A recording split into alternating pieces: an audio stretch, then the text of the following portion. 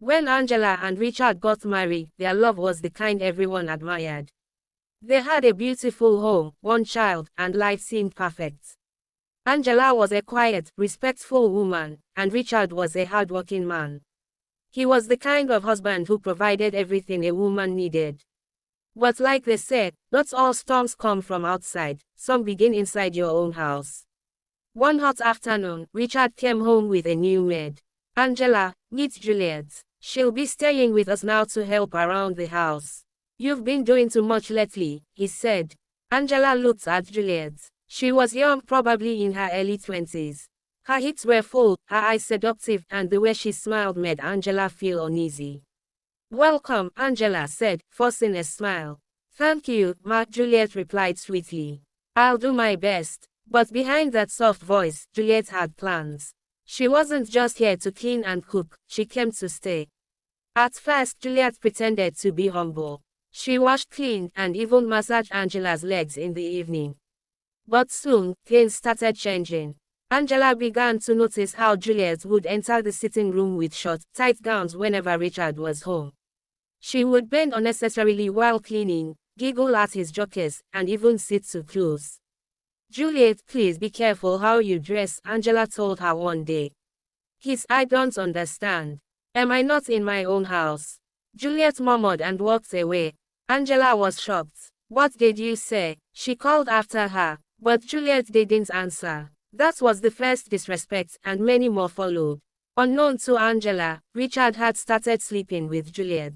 It was just once at first, after a heated argument with Angela. He had too much to drink and one thing led to another. But that one time was all Juliet needed. She became bold. She started walking around the house as if she owned it, ignoring Angela's instructions and even sitting in Angela's favorite chair. Juliet, please help me with the dishes, Angela asked one evening. I beg, I'm tired. Go and do it yourself, Juliet snapped. Richard sat on the sofa, pretending not to hear. Richard, did you hear that? Angela asked, looking at her husband. He sighed, stood up, and walked into the bedroom. That silence told Angela everything. He was no longer her husband, at least not fully.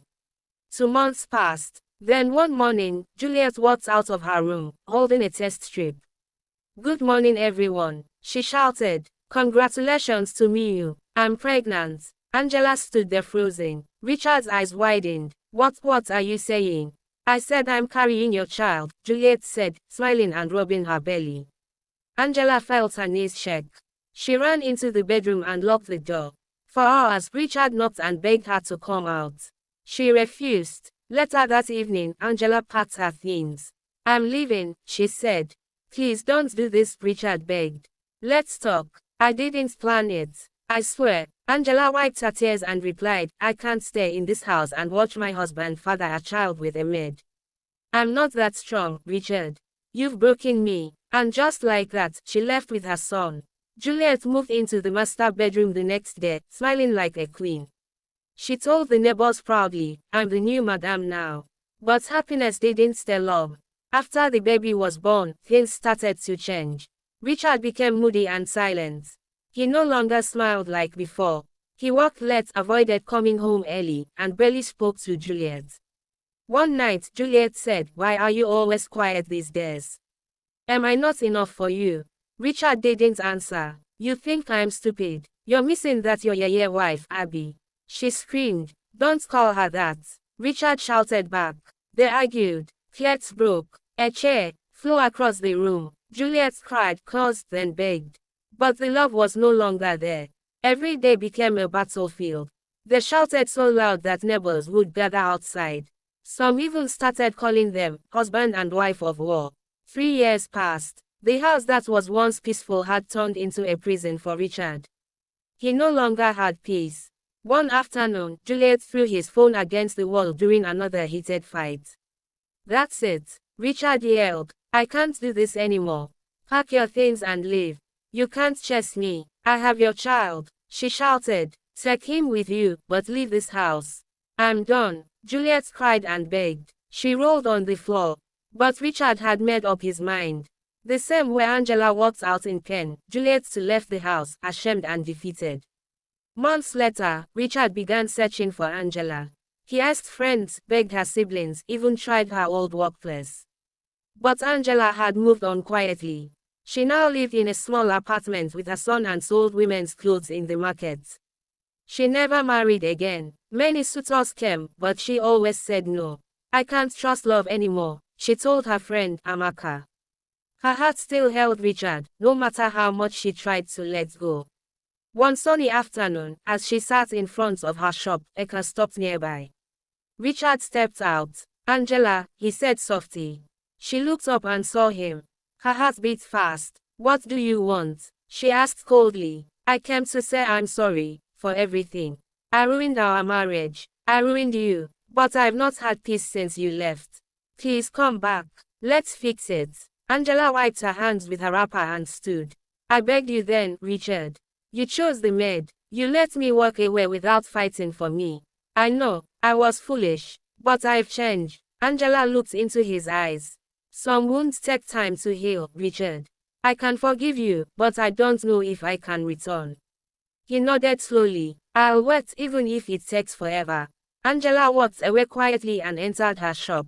She didn't say yes. She didn't say no. But her heart, though scarred, beat a little differently that day. Weeks passed after Richard showed up at Angela's shop. He came back again the following Saturday, this time with their son's favorite snack, meat pie and Fanta. He didn't say much that day, just sat quietly, watching her arrange clothes for a customer. When he finally spoke, it was soft. I miss our son. Can I take him out for ice cream? Angela looked at the boy. He was already smiling and nodding. She hesitated, then said, 1 hour. And just like that, a door cracked open. Richard started coming every weekend. Sometimes he brought food, sometimes toys, but mostly he just came to sit and talk with their son, and quietly, with her. Angela noticed he was different. He no longer came with pride. He came with humility. His eyes no longer carried arrogance, only regret. One evening after he left, her friend Amaka turned to her. Babe, are you still in love with him? Amaka asked. Angela looked down. I don't know. My heart is confused. But I see the way you smile when he's around. Angela chuckled. Maybe I never stopped loving him. I just stopped trusting him. One Sunday, Richard asked, can we go to church together? As a family. Angela didn't respond immediately. She looked at their son, who was already excited. Okay, she finally said. That Sunday, they sat on the same pew. After service, a few people whispered and pointed. Angela ignored them. She focused on the way Richard held their son's hand and how natural it felt to be by his side again. That night, she couldn't sleep. Her heart wrestled with forgiveness. One rainy evening, Richard came with an umbrella and stood outside her shop.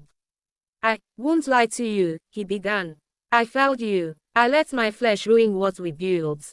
I thought Juliet was a game, but I ended up hurting the woman who stood by me when I had nothing.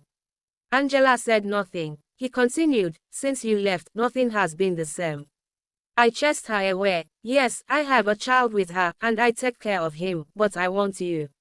Angela's eyes filled with tears. Do you still want me? He asked gently. I'm scared, she whispered. I understand. Take your time, but I'll wait. Every day if I have to. 2 months later, Angela called him. Come, she said simply.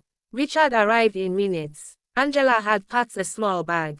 Let's go home. He stood there frozen, unsure if he heard her right. You mean, yes, not because everything is perfect, but because I'm ready to try again. Richard dropped to his knees. Thank you, I swear, I'll never hurt you again. Back at the house, everything felt new. Angela opened the front door and paused. She looked around, the sofa where she once cried, the walls that had witnessed betrayal. She turned to Richard. We are not going back to the old ways. We start fresh. Total honesty. I agree, he said. They repainted the house, rearranged the furniture, bought new curtains, even changed the bed sheets. It was symbolic, washing away the past and starting anew. Over time, peace returned to their home. Their son laughed louder. Angela began smiling again. Of course, people still talked. She went back to him. She should have married someone else.